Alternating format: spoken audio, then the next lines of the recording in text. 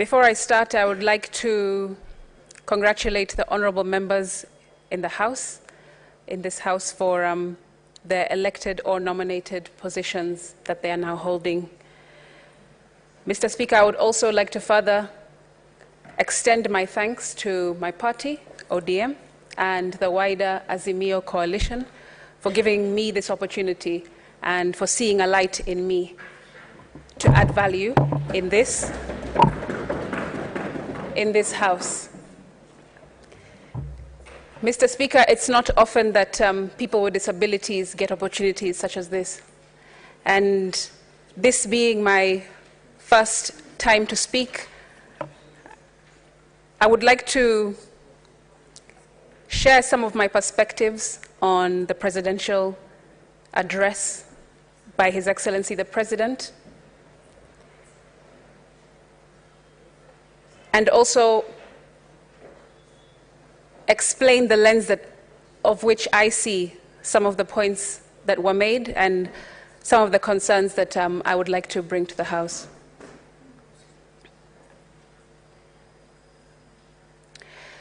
First of all, Mr. Speaker, in the blind community, the blind and visual impaired community, as a popular saying that goes, what's worse than being blind is having sight but no vision. Mr. Speaker, the President's speech, although touching on pertinent issues, I feel had some gaps in terms of representation of persons with disabilities.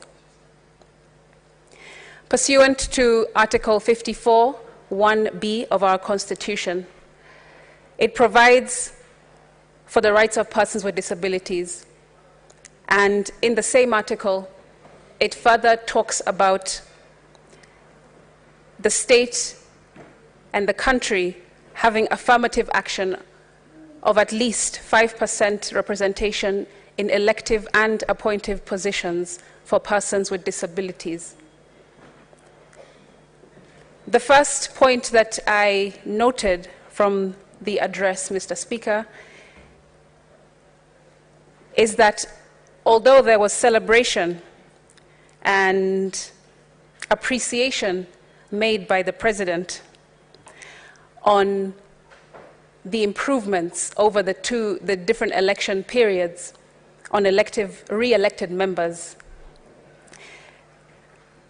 he actually said, if I remember correctly, that he was affirming the maturity of our democracy because of the numbers that had gone up. However, Mr. Speaker, there are also some other numbers that went up that have not been celebrated within the persons with disabilities community. These numbers that went up are us as PWDs not being represented in county assemblies over the last 2 elective cycles. In 2017, Mr. Speaker, there were 17 county assemblies that had no PWD representation. And in 2022, that number has gone up to 22 county assemblies having no PWD representation. If this trend continues, Mr. Speaker, we will see people with disabilities continue to not be represented in this country as they should be.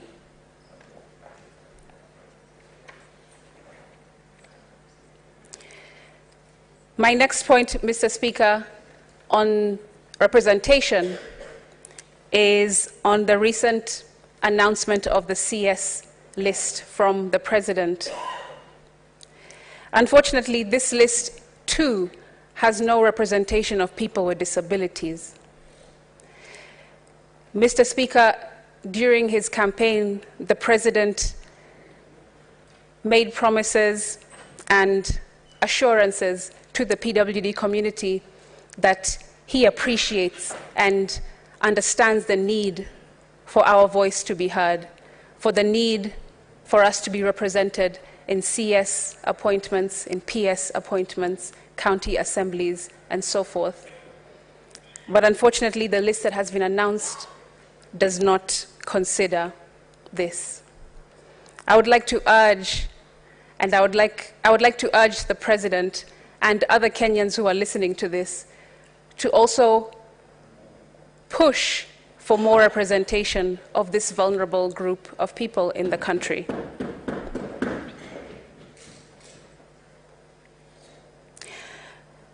Mr. Speaker, accountability was spoken by the President, which I was very pleased about. He also spoke about transparency, which I was also very pleased about.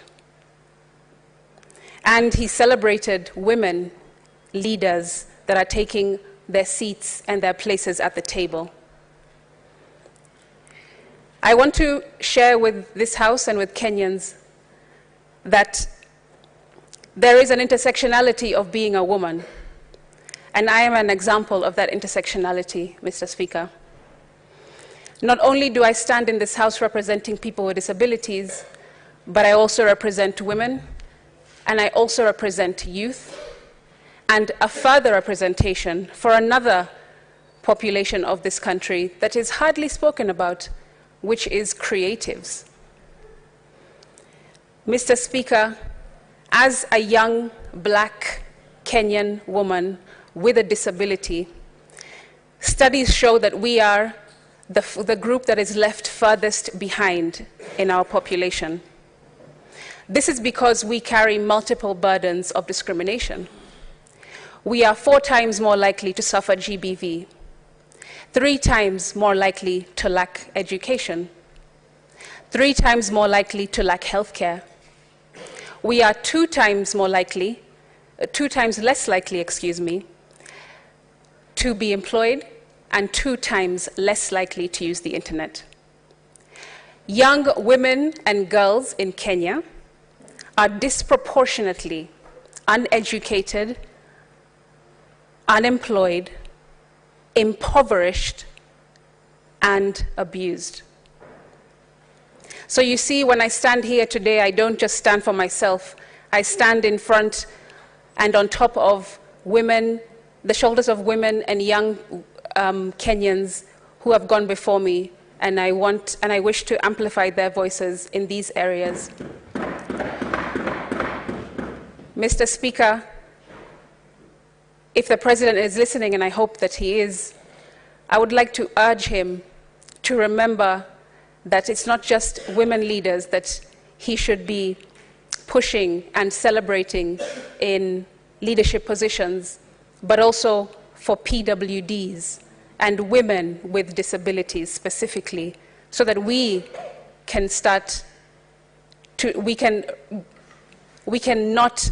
no longer be on the menu, but take our seat at the table, Mr. Speaker.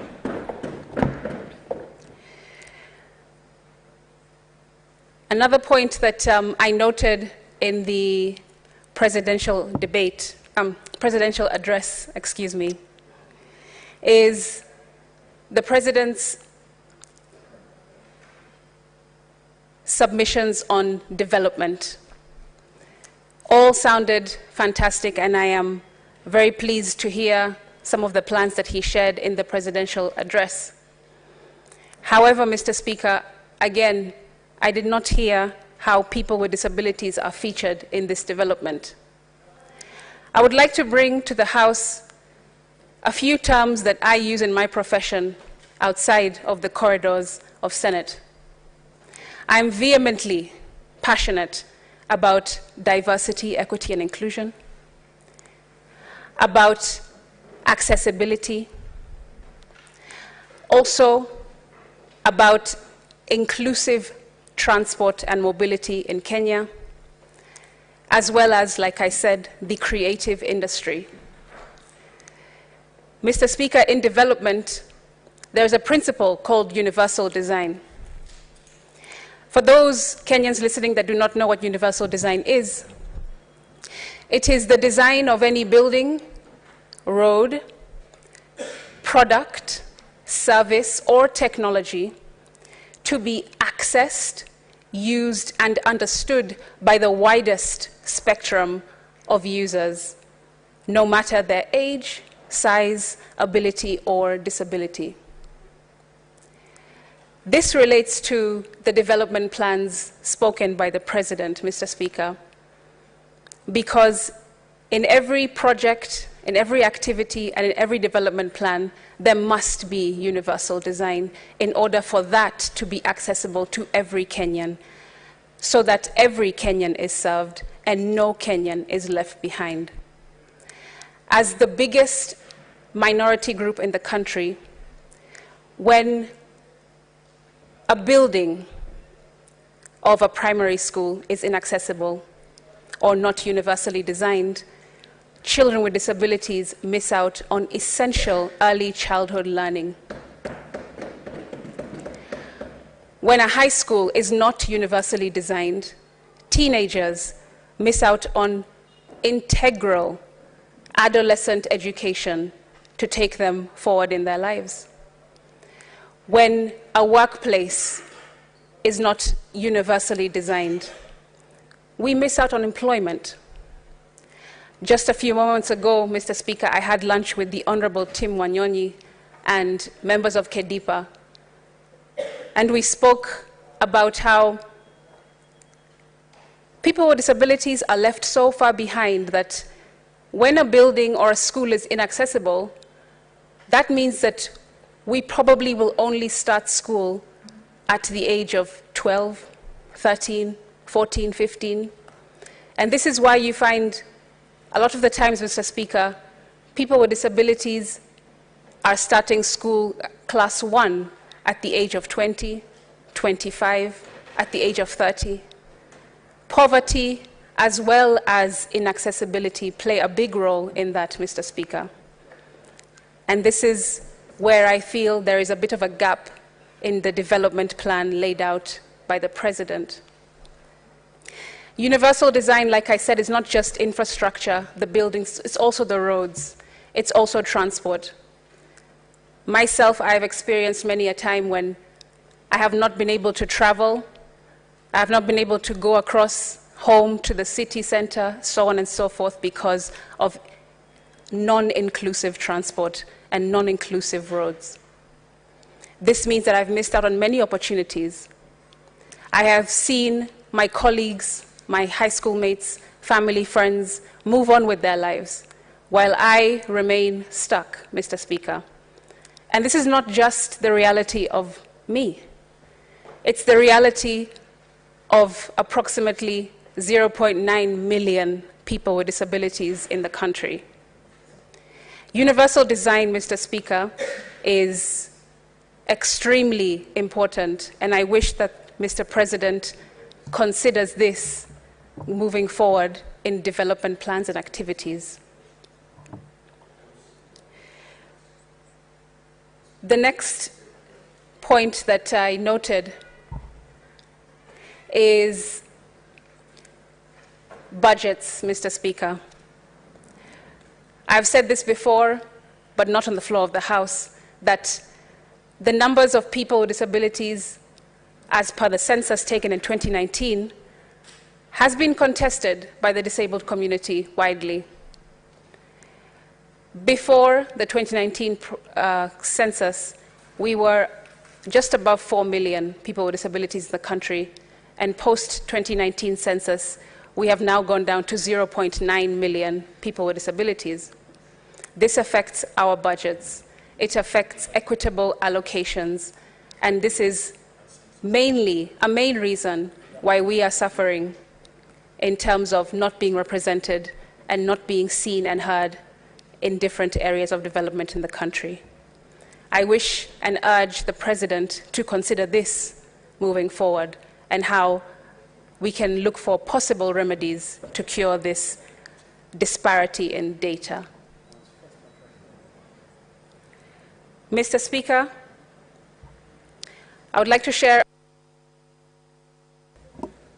Sorry, my good friend Senator, I want to hand you 2 minutes to conclude your maiden speech.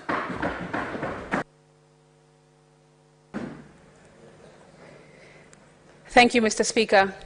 That is a great and noble example of equitable leadership. Thank you very much, Mr. Speaker. Mr. Speaker, I would just like to touch on, as I conclude, the creative industry that wasn't spoken about in the address. Creatives do a lot for this economy, but are not seen and are not heard and are not really understood. Young people are fighting with their parents, parents are fighting with their young people about the choices that they're making to become writers, to become musicians, to become dancers, painters, filmmakers, and so on. I would like to urge